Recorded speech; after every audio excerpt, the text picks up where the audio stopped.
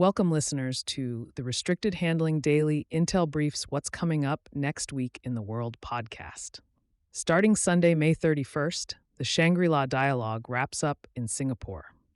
This is the Indo-Pacific's marquee defense forum, where defense ministers, intelligence chiefs, and military leaders from across the region gather. Expect the final public statements and side meetings to reveal more than any formal communiques. Think subtle signaling about China, Taiwan, and the U.S. posture, all while the world watches for any diplomatic slip-ups. Also on Sunday, the UN Security Council rotates its presidency to Colombia for June. The monthly chair doesn't rewrite policy overnight, but their program setting will hint at how Ukraine, the Middle East, and DPRK issues are sequenced. Meanwhile, Vietnamese leader To Lam kicks off a state visit to the Philippines, running into Monday.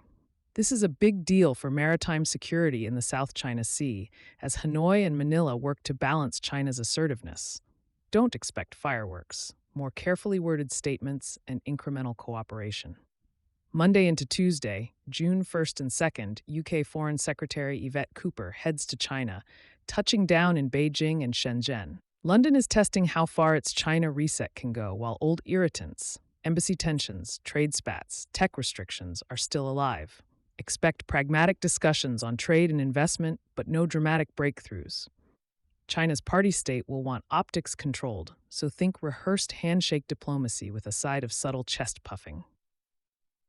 Wednesday, June 3rd, the Federal Reserve drops the Beige Book. This qualitative survey is the Fed's pulse on the economy just before the mid-June policy meeting. Markets will zero in on hiring, pricing power, and energy sectors. It's the quiet nudge that gets traders and policymakers aligned on how domestic demand and external shocks are interacting.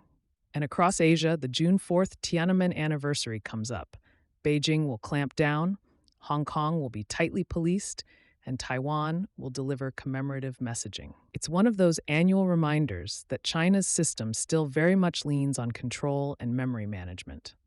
An echo from the USSR days, if you want to think historically.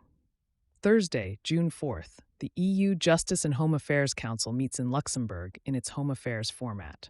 Discussions will focus on displaced Ukrainians, Schengen resilience, and internal security consequences of the Middle East and Iran crises.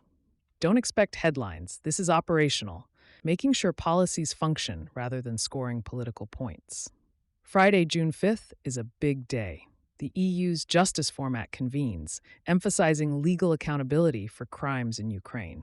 Process-heavy, not sensational. At the same time, EU and Western Balkans leaders meet in Brussels to push enlargement, integration, and security alignment. Political signaling will dominate over any single dramatic breakthrough, but keep an eye on the language for hints of how Brussels wants to counter external influence from Russia and, yes, China.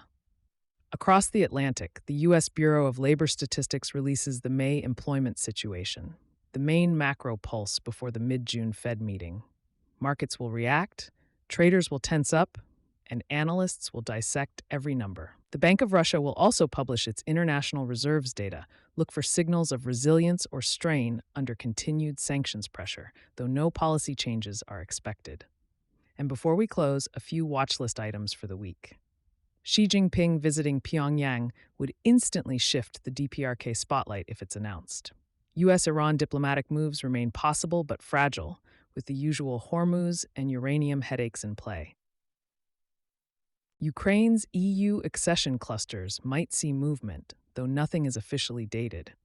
And Washington could facilitate another round of Israel-Lebanon talks after that 45-day ceasefire extension. Keep these on your radar. They could steer the week, even if they're not on the official calendar yet. That's the week ahead. Thanks for listening. If this episode was useful, take a second to leave a review or drop a comment. It makes a real difference in getting this in front of the right audience. We also publish a daily intel brief on Substack at restrictedhandling.substack.com with deeper coverage on Russia, China, Iran, the Middle East, and the DPRK. Have a great rest of your day.